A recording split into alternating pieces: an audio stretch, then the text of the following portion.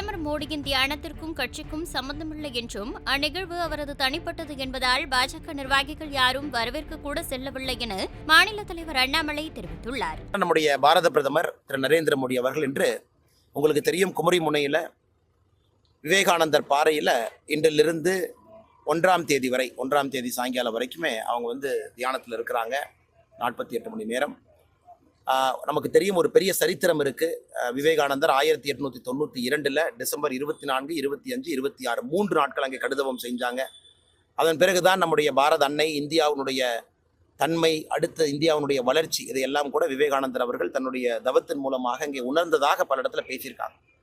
இன்னைக்கு நம்முடைய பாரத பிரதமர் அங்கே வந்திருப்பது நமக்கு பெரும் மகிழ்ச்சி அளிக்குது.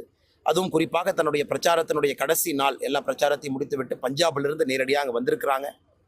அதனால் கட்சி நிகழ்ச்சி, கட்சி நண்பர்கள் அங்கே யாரும் கூட செல்ல வேண்டாம் என்று வலியுறுத்தி இருக்கின்றோம். அது பிரதமர் அவருடைய தனிப்பட்ட ஒரு நிகழ்வு. அதனால் கட்சி அங்கே யாரும் கூட வரவேற்பதற்கோ பிரதமர் அவர்களை வலியுறுத்துவதற்கோ தமிழக பாரதிய ஜனதா கட்சியிலிருந்து தலைவர்களோ தொண்டர்களோ கூட யாரும் செல்ல வேண்டாம் என்று வலியுறுத்தி இருக்கின்றோம். செய்திகளை உள்ளது உள்ளபடி தெரிந்து கொள்ள ரெஃப்ளெக்ட் நியூஸை சப்ஸ்கிரைப் பண்ணுங்க.